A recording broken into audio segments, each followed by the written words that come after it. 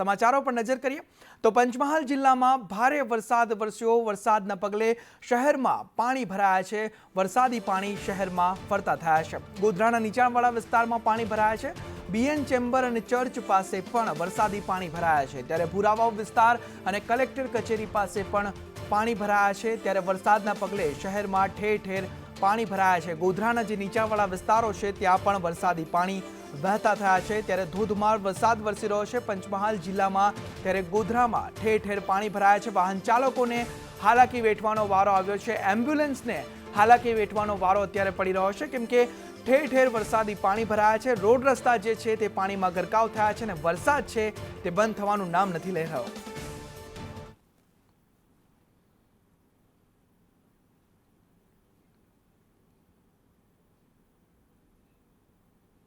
તો પંચમહાલ જિલ્લામાં મેઘરાજાની ધમાકેદાર એન્ટ્રી થઈ ગઈ છે। ગોધરા, મોરવા, હડપ, શહેરામાં ધોધમાર વરસાદ વરસ્યો છે। વરસાદના કારણે અનેક વિસ્તારોમાં પાણી પણ ભરાયા છે। ત્યારે પંચમહાલમાં મેઘરાજાએ આગમન કર્યું છે અને ધોધમાર વરસાદ અત્યારે વરસી રહ્યો છે। અનેક વિસ્તારોમાં પાણી ભરાયા છે। રસ્તા પર પાણી ભરાતા જે રસ્તાઓ છે તે જળમગ્ન બન્યા છે અને પાણી ભરાવાથી રાહદારીઓને અત્યારે મુશ્કેલી વેઠવાનો વારો આવ્યો છે। વાહન ચાલકોને ભારે મુશ્કેલી અત્યારે પડી રહી છે। ત્યારે પંચમહાલના દ્રશ્યો છે કે ગોધરા હોય, મોરવા, હડપ હોય, શહેરા જે વિસ્તારો છે ત્યાં ધોધમાર વરસાદ વરસ્યો છે અને ભારે વરસાદના કારણે અનેક વિસ્તારોમાં પાણી ભરાવાના સામે આવી રહ્યા છે। રોડ રસ્તા જે છે તે જળમગ્ન બન્યા છે। વાહન ચાલકોને અત્યારે હાલાકી વેઠવાનો વારો આવ્યો છે। આપ દ્રશ્યોમાં પણ જોઈ શકો છો કે આ વરસાદમાં ઘૂંટણસમાં પાણી ભરાયા છે। અનેક રોડ રસ્તાઓ તો એવા છે જાણે કે નદીઓ વહી રહી હોય તેવા દ્રશ્યો સામે આવ્યા છે। તો ગોધરા, મોરવા, હડપ અને શહેરાના દ્રશ્યો છે। ત્યારે પંચમહાલમાં મેઘરાજાએ ધમાકેદાર બેટિંગ કરી છે અને ધમાકેદાર રીતે મેઘરાજાની એન્ટ્રી પણ થઈ ગઈ છે। અનેક વિસ્તારો જળમગ્ન બન્યા છે। ત્યારે તંત્રની પ્રી મોન્સૂન કામગીરી પર પણ અહીં સવાલો ઊભા થઈ રહ્યા છે કે પ્રી મોન્સૂન કામગીરી પાછળ કરોડો રૂપિયા ખર્ચવામાં આવે છે તો પછી આવા દ્રશ્યો કેમ? અનેક વાહનો આપ જોઈ શકો છો જે આખા પાણીમાં ગરકાવ થઈ ગયા છે। ત્યારે પ્રી મોન્સૂન કામગીરી પર અહીં સવાલો ઊભા થઈ રહ્યા છે।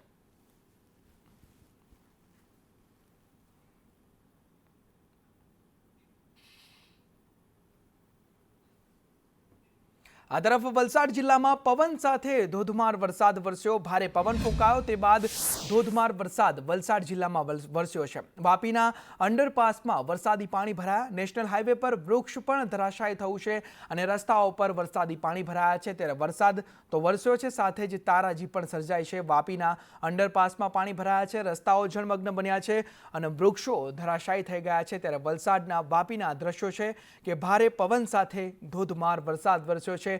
મેઘરાજા વાત ભાવનગરની જ કરીએ તો ભાવનગરના વલ્લભીપુરમાં વરસાદથી તારાજી સર્જાઈ છે। પાણી ઓસર્યા બાદ અનેક રસ્તાઓ પાણીમાં ગરકાવ થઈ ગયા છે। ખેતરમાં ઘેલો નદીના પાણી ફરી વળતા ભારે નુકસાન પણ ખેડૂતોને થયું છે। લોલિયા ગામે ખેતરમાં પાણી ફરી વળતા ખેડૂતોને મોટા પાયે નુકસાન વેઠવાનો અત્યારે વારો આવ્યો છે।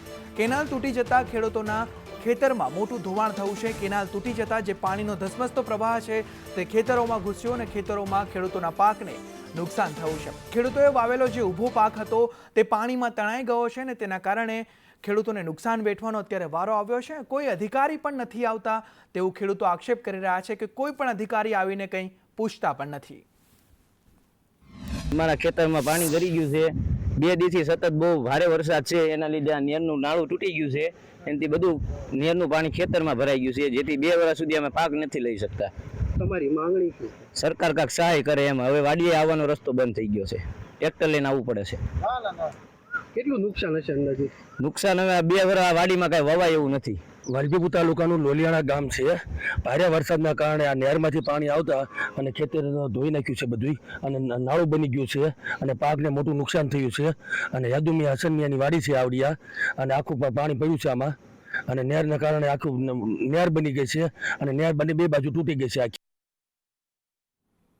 ભાવનગરના મહુવામાં ભારે વરસાદથી પુલ બેસી ગયો। કોન્ટ્રાક્ટરની નબળી કામગીરી વરસાદમાં છતી થઈ છે। પુલ બેસી જતા અવરજવર માટેનો રસ્તો બંધ થઈ ગયો છે। સોમનાથથી મહુવા તરફનો રસ્તો બંધ કરવામાં આવ્યો છે કેમ કે પુલ બેસી ગયો છે। મહુવા પાસે દેવળિયા ગામ તરફનો રસ્તો પણ બંધ કરાયો છે। ત્યારે વરસાદમાં કોન્ટ્રાક્ટરની કામગીરી અહીં છતી થાય છે। તંત્ર અને કોન્ટ્રાક્ટરની પોલ અહીં ખુલ્લી પડી છે।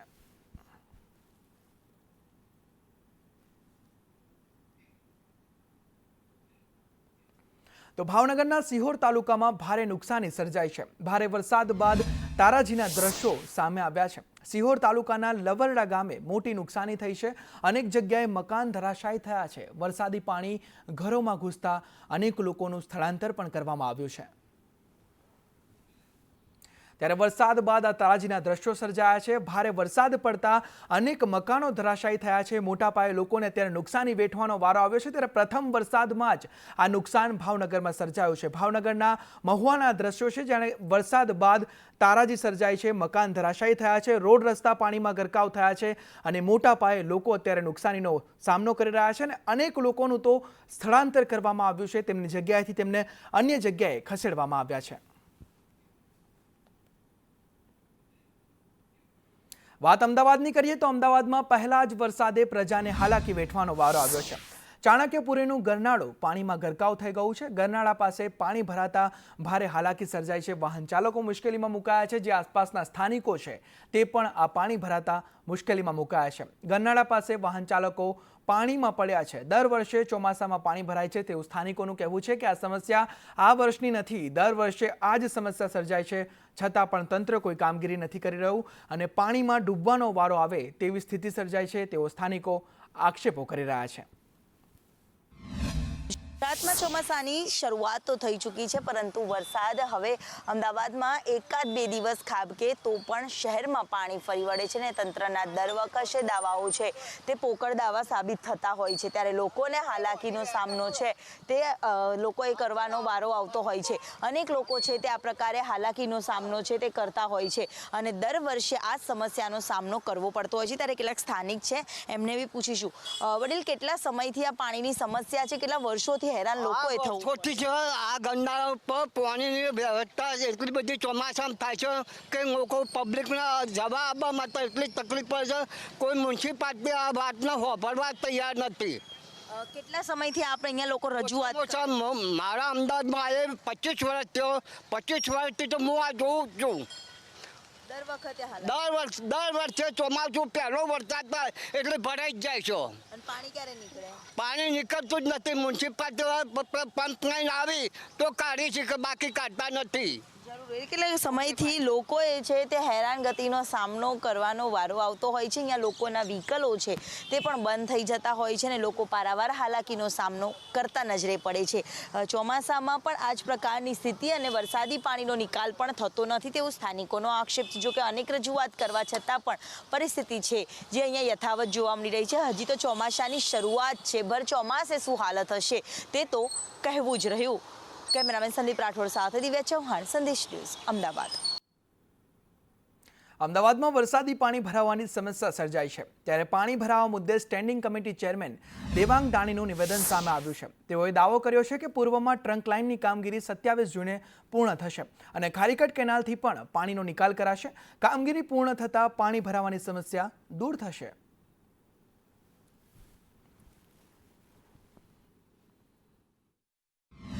પૂર્વના પટ્ટામાં આશીર્વાદ સમાજ ખારીકટ કેનાલ એની અંદર જે ડમી મારવામાં આવી હતી, તમામ ડમી હાલ ગઈકાલથી ઓપન કરી દેવામાં આવી છે અને એના નાના મોટા જે જોડાણ હતા સોસાયટી અને કેનાલ વચ્ચે જ્યાં પાણી ભરાઈ રહેતું હતું સર્વિસ રોડો પર, એ જોડાણ પણ કરવાની કામગીરી હાલમાં ચાલુ છે. એ જોડાણની કામગીરી લગભગ 24 કલાકની અંદર 48 કલાકની અંદર એ પૂરી થશે. પરિણામે ખારીકટ કેનાલમાંથી પણ વરસાદના પાણીનો નિકાલ થશે. તો અમદાવાદ શહેરમાં ચોમાસાની સિઝનમાં અને વાવાઝોડા જેવી સ્થિતિમાં હોર્ડિંગ્સ લોકો માટે જોખમી બન્યા છે. ત્યારે એએમસીના એસ્ટેટ વિભાગમાં લાલિયાવાડી ચાલતી હોય તેવું સામે આવ્યું છે. શહેરમાં લાગેલા મોટા હોર્ડિંગ્સના સ્ટ્રક્ચર સ્ટેબિલિટી રિપોર્ટ એક જ જેવા હતા. મોટાભાગના રિપોર્ટ એક જ એન્જિનિયર પાસે તૈયાર કરાવવામાં આવ્યા હતા. આ અંગે અધિકારીઓને સવાલ કરતા મૂંઝાયા હતા અને આ મામલે તપાસ કરી રિપોર્ટ કરવા આદેશ આપવામાં આવ્યા છે. એક થોડા સમય પહેલાં એવું ધ્યાનમાં આવ્યું હતું કે જે સ્ટ્રક્ચર સ્ટેબિલિટી સર્ટિફિકેટ સ્ટ્રક્ચરની ડિઝાઇન જે આપવામાં આવેલી છે તે એક જ પ્રકારના એક જ એન્જિનિયર દ્વારા બધા સર્ટિફિકેટ આપવામાં આવતો એને ધ્યાનમાં રાખીને શહેરીજનોના હિતમાં અથવા તો અકસ્માત ના થાય એને ધ્યાનમાં રાખીને એક આજે એવો નિર્ણય કરવામાં આવ્યો છે કે બધા જે હોર્ડિંગની સાઇડો છે તે નેશનલ બિલ્ડિંગ બાયલોઝ GDCRના નિયમ તથા લાયસન્સની શરતો મુજબ છે કે નહીં તેનો તાત્કાલિક ધોરણે સર્વે કરીને રિપોર્ટ તૈયાર કરવાનું જણાવવામાં આવ્યું છે. લગભગ 1 થી 1.5 મહિનામાં રિપોર્ટ તૈયાર થઈ જશે એવું માનવામાં આવે. અમદાવાદ શહેરમાં ઠેર ઠેર હોર્ડિંગ માટે થઈને સ્ટ્રક્ચરો મોટા મોટા ઊભા કરી દેવામાં આવ્યા છે. એસ્ટેટ વિભાગ દ્વારા તેની મંજૂરી છે તે આપવામાં આવતી હોય છે, પરંતુ આ પ્રમાણેના હોર્ડિંગ માટે થઈને જે સ્ટ્રક્ચર ઊભા કરવામાં આવતા હોય છે ને તેના માટે થઈને સ્ટ્રક્ચર સ્ટેબિલિટી રિપોર્ટ હોવો જરૂરી હોય છે. જે પદાધિકારીઓ છે એસ્ટેટ કમિટીના, તેને એક વાતનો ખ્યાલ આવ્યો છે કે અનેક આવા સ્ટ્રક્ચરો છે કે જેના સ્ટેબિલિટી રિપોર્ટ છે ચોક્કસ એન્જિનિયર પાસે જ બનાવવામાં આવ્યા છે અને તમામ સ્ટ્રક્ચરો જે છે તે એક જ પ્રકારના તેના રિપોર્ટ જે છે તે હોવાનું માલુમ પડ્યું છે, જેને લઈને હવે તપાસના આદેશ છે તે આપવામાં આવ્યા છે. થોડા સમય પહેલાંની જ વાત કરીએ તો પ્રહલાદનગર રોડ ઉપર જ્યારે ભારે પવન સાથે વરસાદ આવ્યો ને ત્યારે આ જ પ્રકારનું એક હોર્ડિંગ જે છે તે ધરાશાયી થયું હતું અને તેના કારણે એક મહિલાને ઈજા પણ પહોંચી હતી. આવા સંજોગોમાં સ્ટ્રક્ચર સ્ટેબિલિટી રિપોર્ટ યોગ્ય હોવા ખૂબ જરૂરી છે, પરંતુ આ રિપોર્ટ માટે થઈને જ મોટી ધાંધલી ચાલતી હોવાનો શંકા જે છે તે એસ્ટેટ કમિટીના પદાધિકારીઓને થઈ હોવાના કારણે આખરે આ સમગ્ર મામલે તપાસ જે છે તે સોંપવામાં આવી છે અને અધિકારીઓ પાસે શહેરમાં જેટલા પણ હોર્ડિંગ લગાડવામાં આવ્યા છે તે તમામના સ્ટ્રક્ચર સ્ટેબિલિટી રિપોર્ટ જે છે તે માંગવામાં આવ્યા છે અને આખરે એક જ એન્જિનિયર પાસે આ તમામ રિપોર્ટો કેમ કરાવવામાં આવ્યા તેને લઈને પણ ખુલાસો માંગવામાં આવ્યો છે. કેમેરામેન કુંતલ મહેતા સાથે કશ્યપ જોશી, સંદેશ ન્યૂઝ, અમદાવાદ. સમાચારો પર નજર કરીએ તો વડોદરામાં પાલિકા અધિકારીઓની બેદરકારી સામે આવી છે. ચોમાસામાં વિશ્વામિત્રી નદી પરના બ્રિજનું સમારકામ થઈ રહ્યું છે. કાળાઘોડા સર્કલ પરના બ્રિજ નીચે સમારકામ ચાલી રહ્યું છે. ગત વર્ષે પૂરમાં બ્રિજ ઉપર 4 ફૂટ પાણી વહ્યા હતા. પૂરમાં બ્રિજની રેલિંગ અને સરફેસ ધોવાઈ ગઈ હતી. ચોમાસામાં કામગીરીને લઈ અનેક સવાલો પણ અહીં ઊભા થયા છે, ત્યારે કર્મચારીઓ પણ સેફટી વગર કામ કરી રહ્યા છે.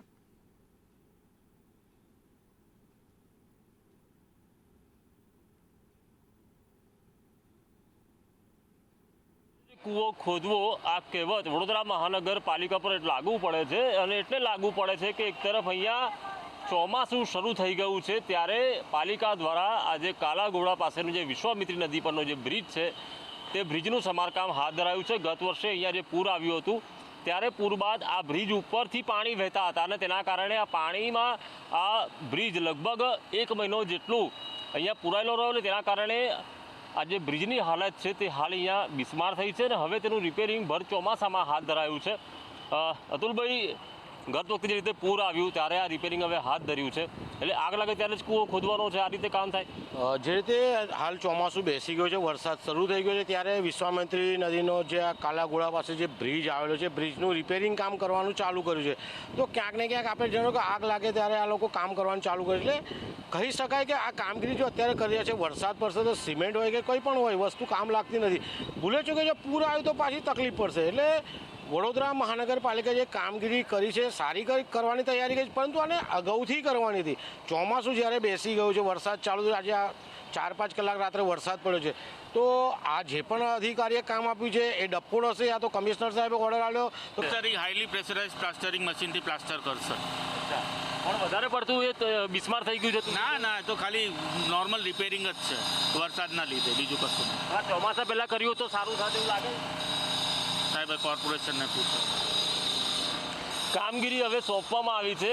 કોન્ટ્રાક્ટર બિચારા શું કહેવાના, તેમનું કામ છે કે તેમને પૈસા મળે ને તેઓ કામ કરે, પરંતુ આજે પૈસાનો વેડફાટ છે તે આખું વર્ષ થતો હોય છે. એ પછી ચોમાસું હોય, શિયાળો હોય કે ઉનાળો હોય, ત્યારે આ પાલિકાની કામગીરી પર સવાલ ઊભા થયા છે. કેમેરા પર્સન નિકેશ વડલ સાથે કુણાલ શર્મા, સંદેશ ન્યૂઝ, વડોદરા. સુરતમાં શાળાઓને તકેદારી રાખવા ડીઈઓનું સૂચન છે. ચોમાસામાં વિદ્યાર્થીઓની સલામતી અંગે આ સૂચન કરવામાં આવ્યું છે. સ્કૂલનો જર્જરિત ભાગ તાત્કાલિક તોડવા સૂચન કરવામાં આવ્યું છે. સાથે જ જર્જરિત રૂમોમાં વિદ્યાર્થીઓને પ્રવેશ નહીં આપવો અને વીજળીના વાયરિંગ કનેક્શનની ચકાસણી કરવી. વીજળી સંબંધિત અકસ્માત ન થાય તેનું સ્કૂલો પાલન કરે અને પરિસ્થિતિને અનુરૂપ સ્કૂલોને રજા જાહેર કરવાની પણ છૂટ ડીઈઓ દ્વારા આપવામાં આવી છે. ચોમાસાની શરૂઆત થઈ ચૂકી છે, ત્યારે ખાસ કરીને ચોમાસા દરમિયાન ઘણી બધી ઘટનાઓ બનતી હોય છે, ત્યારે શાળા કોલેજોને લઈને જિલ્લા શિક્ષણ અધિકારી દ્વારા કયા પ્રકારના પગલાં લેવામાં આવ્યા છે? ચોમાસાની ઋતુની અંદર કોઈ મુશ્કેલી ન સર્જાય, વિદ્યાર્થીઓ સેફ રીતે રહી શકે તે માટે થઈ દરેક શાળાની અંદર એક નોડલ શિક્ષક અને નોડલ બેનની રચના કરવાનું જણાવવામાં આવ્યું છે. આ શિક્ષિકા બહેન અને શિક્ષકભાઈ પ્રાર્થના સભાની અંદર વિદ્યાર્થીઓને અવગત કરશે કે ચોમાસાની ઋતુની અંદર શાળા સમય બાદ પણ નદી નાળામાં નાહવા ન જવું કે જેથી કરીને કોઈ પણ અનિચ્છનીય ઘટના ન બને.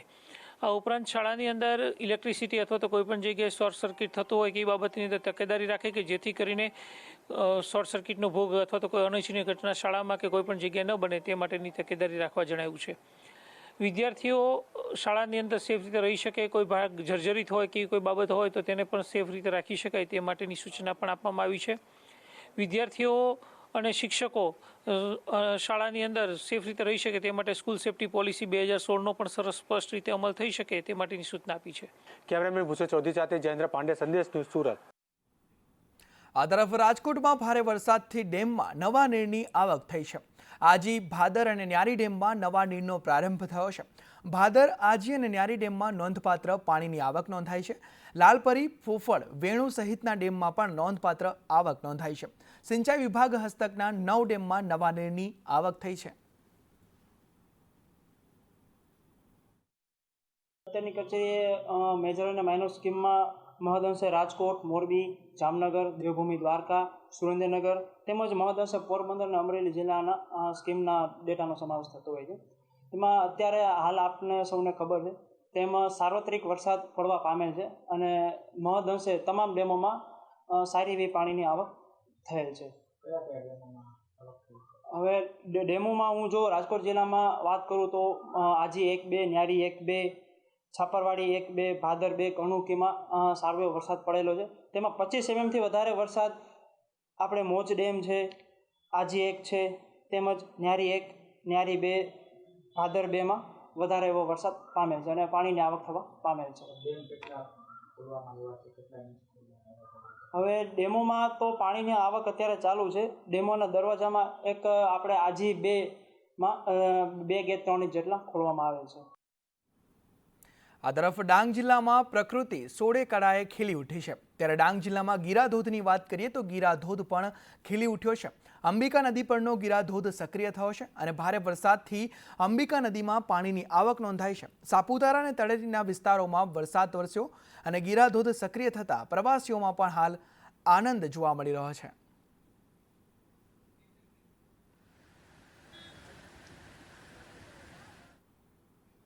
આ તરફ ખેડાના નડિયાદ નજીક કારમાં આગ ભભૂકી ઉઠી. એક્સપ્રેસ હાઈવે પર કારમાં આગ લાગવાની ઘટના બની છે. સમગ્ર ઘટનામાં કાર ચાલકનો આબાદ બચાવ કરવામાં આવ્યો છે. અમદાવાદથી વડોદરા તરફ આ કાર જઈ રહી હતી ત્યારે એકાએક આ કારમાં આગ ભભૂકી ઉઠી. કાર ભરભર સળગવા લાગી ત્યારે કારમાં ધુમાડાના ગોટે ગોટા પણ જોવા મળ્યા. ત્યારે ફાયર વિભાગે આગ પર કાબુ મેળવી લીધો છે. ખેડાના નડિયાદ નજીક કારમાં આગ લાગવાની ઘટના બની છે. આ કાર જે છે તે અમદાવાદથી વડોદરા તરફ જઈ રહી હતી ત્યારે આગ લાગવાની ઘટના બની. આ તરફ ઊંઝા હાઈવે પર અકસ્માતમાં એકનું મોત નીપજ્યું. એસટી બસ અને બાઇક વચ્ચે અકસ્માત સર્જાયો. બસના પાછળના ભાગે બાઇક અથડાતા આ અકસ્માત સર્જાયો હતો. મકતુપુર ગામના અજય રાવળનું મોત નીપજ્યું છે. પોલીસે બસ ચાલક વિરુદ્ધ ગુનો દાખલ કર્યો છે.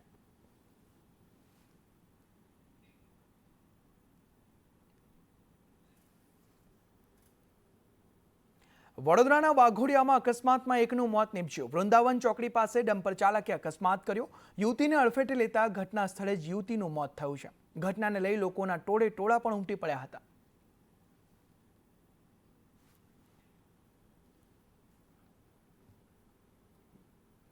આ તરફ જસદણમાં ઢોરની અડફેટે ખેડૂતનું મોત નીપજ્યું. શાંતિનગર ગામે ખેડૂતને બળદે અડફેટે લીધા. વાડીએ બળદને છોડવા ગયા હતા ત્યારે આ ઘટના બની હતી. સારવાર દરમિયાન ખેડૂતનું મોત નીપજ્યું છે. ઘરના બળદ હતા એ છોડવા ગયા ને છોડીને પાછું ફર્યા ને સાંઠાએ વાહે ઢીક મારી દીધી તે બેભાન થઈ ગયા. પછી ઘરે આવીને અમે જતા હતા રાજકોટ દવાખાને તો સરદાર પૂજા કા એક્સપાયર થઈ ગયા. વાત સુરતની કરીએ તો સુરતના ગોડાદરામાં યુવકની જાહેરમાં હત્યા કરવામાં આવી છે. જૂની અદાવતમાં પાનના ગલ્લા પર આ હત્યા નિપજાવી. 5 જેટલા હત્યારાઓએ આ હત્યા કરી છે. મયુર પાટીલની હત્યા કરી હત્યારાઓ ફરાર થઈ ગયા છે. ત્યારે ગોડાદરા પોલીસે વધુ તપાસ હાથ ધરી છે. જર, જમીન અને જોરું આ 3 કજિયાના છોરું એ કહેવત તાપીના કુકરમુંડામાં સાચી પડી છે. ગોકુળ ફળિયામાં ઘરની જગ્યા માટે ભાઈઓ વચ્ચે ઝઘડો થયો હતો, જેમાં બે નાના ભાઈઓએ મળી પોતાના જ સગા ભાઈની હત્યા કરતા ચકચાર મચી જવા પામી છે. મૃતકની પત્નીએ ફરિયાદ કરતા પોલીસે ગણતરીના કલાકોમાં હત્યારા ભાઈઓને ઝડપી લીધા છે.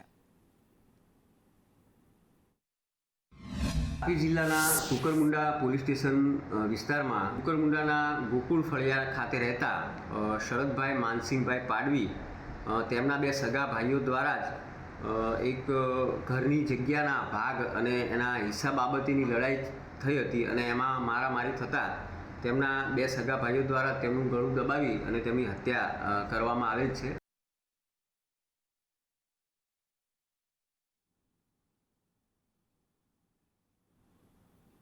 આ તરફ લોરેન્સ બિશ્નોઈ ગેંગનો વધુ એક સાગરીત ઝડપાયો છે. મનોજ શંકરલાલ સાલ્વીની ઉદયપુરથી ધરપકડ કરવામાં આવી છે. અમદાવાદ ક્રાઇમ બ્રાન્ચે આરોપીને ઉદયપુરથી ઝડપી પાડ્યો છે. રથયાત્રાની ખાસ ઝુંબેશમાં આરોપી ઝડપાઈ ગયો છે. સુખદેવ ગોગામેડી હત્યા કેસમાં આરોપીની સંડોવણી પણ જોવા મળી રહી છે. ત્યારે આરોપી સામે અલગ અલગ રાજ્યોમાં 10 જેટલા ગુના પણ દાખલ છે. એલિસ બ્રિજ પાસે હથિયાર ઝડપાવાના કેસમાં પણ આની સંડોવણી સામે આવી રહી છે. આરોપીની પૂછપરછ દરમિયાન મુખ્ય આરોપીનો રોલ જે છે એ ગન રનર તરીકે છે. આરોપી બિશ્નોઈ ગેંગ સાથે સંકળાયેલો છે. જુદી જુદી સોશિયલ મીડિયા એપ દ્વારા તેને જે સૂચના આપવામાં આવતી તે પ્રમાણે અલગ અલગ જગ્યાએથી પોતે ગન કલેક્ટ કરી અને જેને પહોંચાડવાની હોય તેને આવી રીતે હથિયારો પહોંચાડતો હતો. પંચમહાલના શહેરા તાલુકાના વક્તાપુરા ગામના શિક્ષક દંપતી મુકેશભાઈ અને મનીષાબેન 1 મહિનાથી ગુમ થયા. પરિવારજનો ચિંતિત થઈ ઉઠ્યા હતા. આ શિક્ષક દંપતી ચારધામ યાત્રાએ ગયા બાદ લાપતા બન્યા હતા. માહિતી પ્રમાણે છેલ્લે 20 મે પરિવાર સાથે આ દંપતીની વાતચીત થઈ હતી. આ તરફ દંપતીનો સંપર્ક ન થતા પરિવાર ચિંતાતુર બન્યો છે.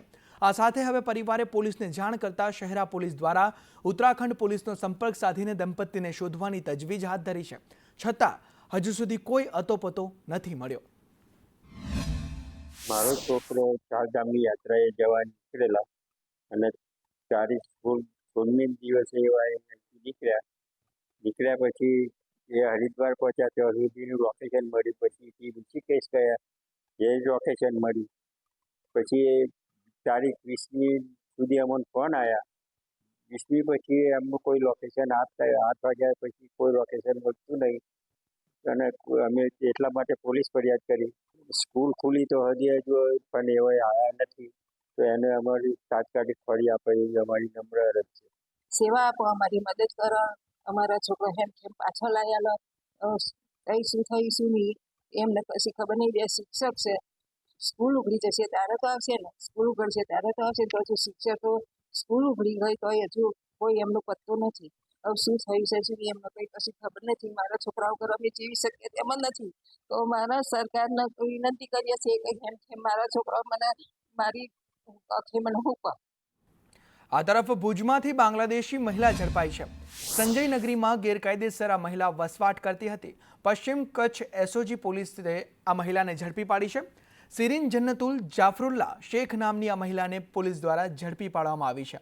ત્યારે સમગ્ર મામલે એસઓજી પોલીસે વધુ તપાસ પણ હવે હાથ ધરી છે. વાત ગાંધીનગરની કરીએ તો ગાંધીનગરના કુડાસણમાં ચોરી કરનાર ઝડપાયો છે. કારનો કાચ તોડીને આરોપીએ ચોરી કરી હતી. ક્રાઇમ બ્રાન્ચે જગદીશ દીદાવાલાની ધરપકડ કરી લીધી છે. આરોપી 25 લાખની ચોરી કરીને ફરાર થયો હતો. ક્રાઇમ બ્રાન્ચે 19.60 લાખ રોકડા જપ્ત કરી લીધા છે અને ફરાર આરોપી નકુલ તમંચેની શોધખોળ હવે હાથ ધરવામાં આવી છે. આ તરફ સુરતમાં પોલીસ ક્વાર્ટર પાસેથી પીપીઈ કીટ મળી આવી છે. અજાણ્યા વ્યક્તિ દ્વારા કોરોના કીટ ફેંકી દેવામાં આવી છે. અઠવા લાઇન્સ પોલીસ ક્વાર્ટર્સ પાસે આ જથ્થો ફેંકવામાં આવ્યો છે. દવા, માસ્ક સહિતનો જથ્થો અહીંથી મળી આવ્યો છે. ત્યારે મોટી ગંભીર બેદરકારી અહીં સામે આવી રહી છે.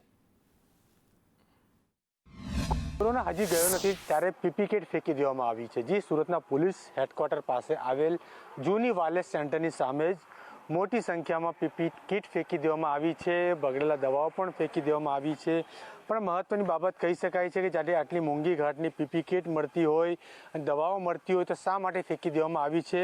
ત્યારે પોલીસ હેડક્વાર્ટરની પાછળ આવેલ જે જૂનું વાયરલેસ સેન્ટર છે તેની સામે ફેંકી દેવામાં આવી છે. કેટલાક લોકો દ્વારા સમગ્ર બાબતે જો સીસીટીવી ફૂટેજ ચેક કરવામાં આવે તો સમગ્ર બાબત સામે આવે, પરંતુ આટલી મોટી સંખ્યામાં પીપી કિટ ફેંકી દેવામાં આવી છે. તે ઉપરાંત દવાઓ પણ ફેંકી દેવામાં આવી છે. એ ખૂબ જ મોટી બેદરકારી સામે આવી હોય તેવું કહી શકાય છે. સીસીટીવી ફૂટેજ તપાસવામાં આવે તો સમગ્ર બાબત સામે આવી શકે છે, પરંતુ આ પીપી કિટ આટલી મોટી સંખ્યામાં મોટા બોરી ભરીને જે છે અહીં મૂકી દેવામાં આવે છે, ફેંકી દેવામાં આવ્યા છે. દવાઓ પણ ફેંકી દેવામાં આવ્યા છે.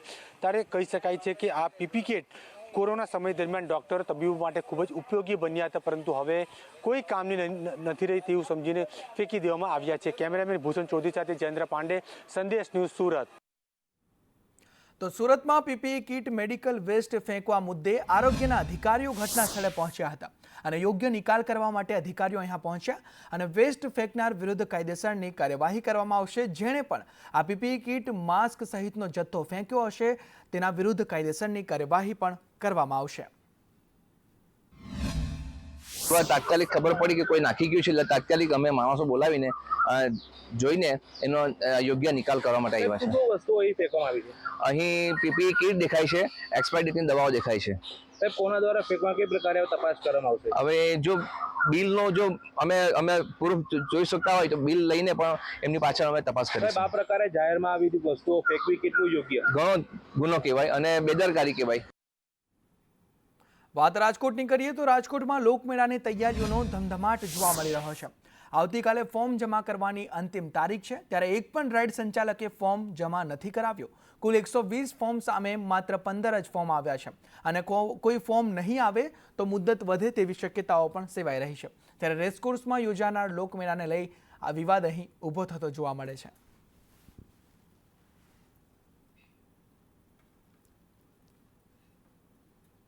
રાજકોટ મામલતદાર કચેરીમાં તંત્ર સામે રોષ ભભૂક્યો છે.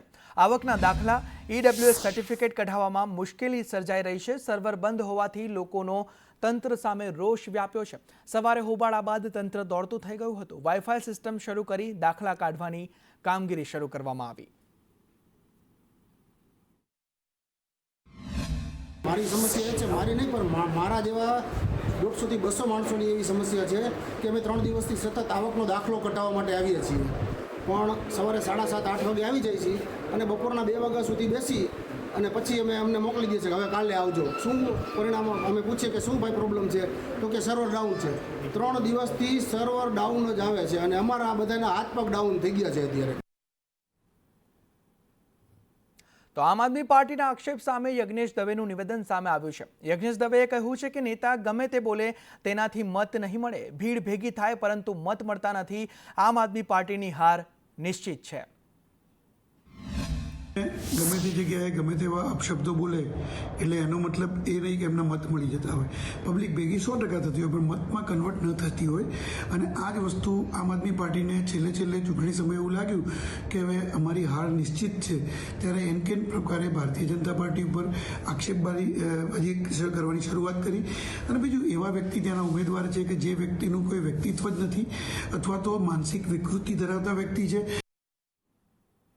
આણંદમાં ખંભાત નગરપાલિકાના પૂર્વ પ્રમુખ સામે આક્ષેપો લાગ્યા છે.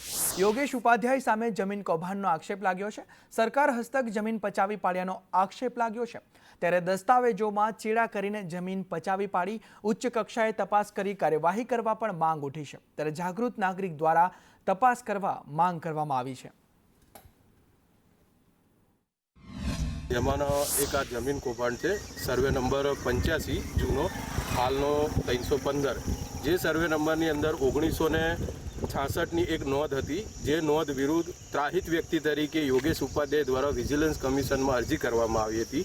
જે અરજીમાં ઉલ્લેખ કરેલો હતો કે પરસોત્તમ મૂળચંદ રાણાના વારસદારો ખોટી રીતે ખેડૂત બની હક ઊભો કરેલો છે.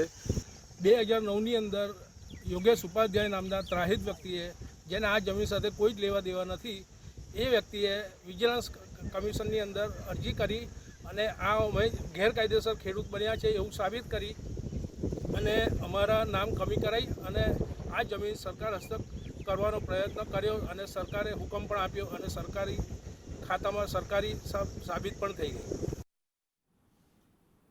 મોરબીના હળવદમાં કેનાલમાં ભંગાણ થયું. રાયસંગપર ગામે નર્મદાની માઇનોર કેનાલ તૂટી પડી. નર્મદાની કેનાલમાં મસ્ત મોટું ગાબડું પડ્યું. કેનાલના પાણી ખેડૂતોના ખેતરમાં ફરી વળ્યા અને મોટી માત્રામાં પાણીનો પણ વેડફાટ થયો અને ખેડૂતોને પણ નુકસાન થયું.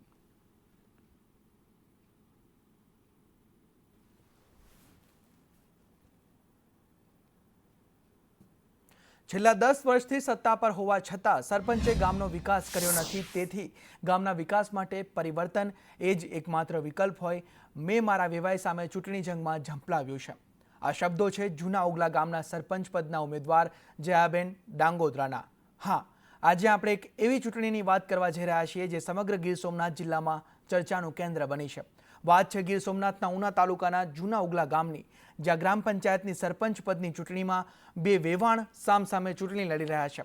જયાબેન ડાંગોદરા અને ભાવનાબેન નંદવાણા વચ્ચેનો આ મુકાબલો માત્ર ગામમાં જ નહીં પરંતુ આસપાસના વિસ્તારોમાં પણ ભારે ચર્ચાનો વિષય બન્યો છે.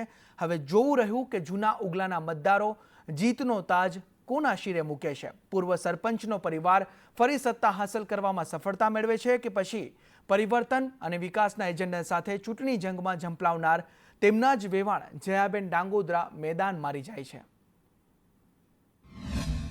અમે અમારા વેવાણ છે અને મારા પત્ની બે સામે સામે લડે છે. અમારું કુટુંબ છે, પણ ગામમાં મેં વિકાસ કરેલો હોય. 15-10 વર્ષ હું સરપંચમાં રહેલો માણસ છું ને મારા કામ થોડા કરવાના બાકી છે. હજી મારો વિચારધારા એવી છે કે ભાઈ ગામમાં મેં નક્કી કરેલા કામ છે મારે કરવાના છે, એટલે મેં સરપંચ પદ ઉપર મારે લડવાની ફરજ બની છે. કુટુંબ છે છતાં પણ હવે અત્યારે હાલમાં ઓલરેડી આવાસ યોજના બનાવી દીધું હોય, રોડ બનાવ્યા હોય, ગટરનું કામ કર્યું હોય કે કોઈ અનેક કામ કર્યા હોય તો આપણે એની પાસે જઈને હું કહું ભાઈ તમારું આવાસનું કામ મેં મકાન પાસ કરાવેલું છે, તમને પેમેન્ટ મળી ગયેલું છે, તો એ નામથી હું મત માંગી. ના, એવું તો કશું છે નહીં, કારણ કે આ જે ઇલેક્શન છે એ ગામના વિકાસના મુદ્દાને લઈને છે. ફક્ત ને ફક્ત કોઈ કૌટુંબિક કોઈ મેં ભેદભાવ નથી. અમે ગામના વિકાસને લઈ અને ગામના જે મુદ્દાઓ છે એને લઈ અને અમારી યુવા પેનલ છે એ ઇલેક્શન લડે છે.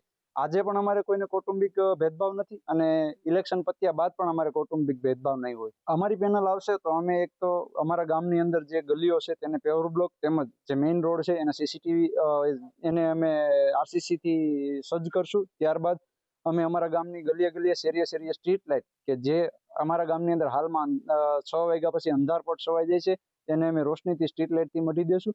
ત્યારબાદ અમે સીસીટીવી કેમેરા પણ લગાવી અને ગામને સુરક્ષિત મહેસૂસ કરાવશું. હવે આ ગામમાં કોઈ બીજો કોઈ જાતનો સુધારો નથી. આજે કેટલા સમયથી આના પોઝિશન 15 વર્ષ કામ કર્યું, 15 વર્ષમાં વધીને કામમાં રફ કામ બધું કર્યું, એમાંય કઈ જમાવટ નથી. આ રોડ જે બન્યો એ રફ કામ છે. આ તમારે સામેની જ વસ્તુ છે આ બધી. પછી બીજા નંબરમાં ગામમાં જોઈએ એ સુવિધા નથી.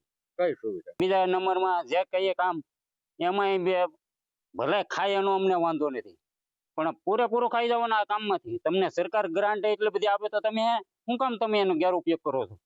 તો ગામને કંઈક લાભ તો મળવો જોઈએ ને, ગામનાને કોઈક જાગૃત તો થવો જોઈએ ને. જ્યાં કહેવા જાય ત્યાં એના સામે થાય છે આ વ્યક્તિ, એ સીધો ફોડી નાખે છે. તો આ જ કામ કરવાનું સરકારને. હાલો એટલે નગડિયા છે, છણોસરી છે, નવો ઓગલા છે, પછી ધોકડવા તો સમજો કે સિટીમાં ગણાય એટલે એ તો આપણે કહી શકીએ નહીં. પણ આ નાના ગામડા છે એ બધામાં સુધારો છે. તો આ ગામ આજે ફર્સ્ટ નંબરનું ગામ હતું એને આજે છેલ્લી ક્વોલિટીમાં ગામને લાવીનાર છે. અમે તો નવી પેનલ યુવા પેનલ લાવવા માંગીએ. તો અમે એમ કીધું કે અમારે લડવી છે તો એ કે આવી જાવ મેદાનમાં. એ કે તો પછી અમે મેદાનમાં આવ્યા. ચૂંટણી વહી પછી અમે આવશું જાહું એવું તો કરવું જ પડે. પછી અમે કામ કર્યું છે બધું, રોડ કર્યા છે, પછી ઓલા પ્લોટમાં બધું કામ લાઇટ નું આ તે બધું કામ કર્યું છે.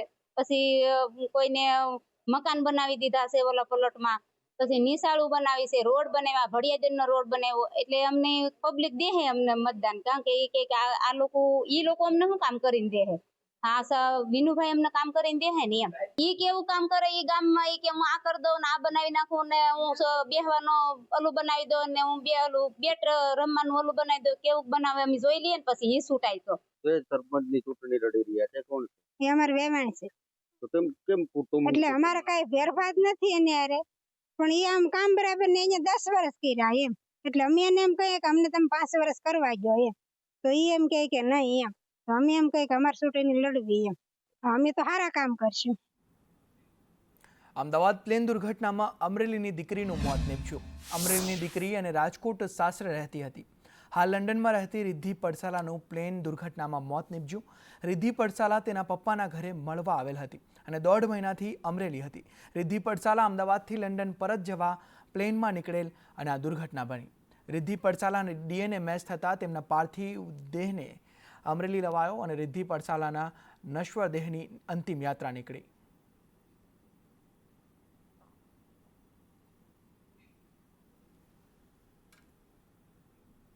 તો અમદાવાદ એર ઇન્ડિયા પ્લેન ક્રેશના મામલે સુરત જિલ્લાના મૃતકોના મૃતદેહ વતન ખાતે લાવવામાં આવ્યા. માંગરોળના તરસાડીના વાંસદિયા દંપતીના મૃતદેહ લાવવામાં આવ્યો. કામરેજના ઉંભેણની વિભૂતિ પટેલનો મૃતદેહ લવાયો હતો. મોટી સંખ્યામાં પરિવારજનો, સ્વજનો, સામાજિક આગેવાનો જોડાયા. અંતિમ યાત્રા નીકળતા અશ્રુભીની આંખે વિદાય આપવામાં આવી. તરસાડી ખાતે ધારાસભ્ય ગણપતસિંહ વસાવા અંતિમ યાત્રામાં જોડાયા હતા. કામરેજના ઉંભેણ ખાતે મોટી સંખ્યામાં સામાજિક આગેવાનો પણ જોડાયા. સુરત જિલ્લાના મારા મત વિસ્તારની અંદર આવતા તરસાડી નગરપાલિકાના પણ 2 વડીલો જે પોતાની દીકરીને મળવા માટે લંડન જઈ રહ્યા હતા, એમનું પણ આ દુર્ઘટનામાં અવસાન થયું હતું. બંને પરિવારજનોના DNA મેચ થવાને કારણે આજે બંને બોડી તરસાડી મુકામે આવી પહોંચી છે. ત્યારે સમગ્ર તાલુકાની અંદર એક દુઃખનું વાતાવરણ પણ જોવા મળે છે.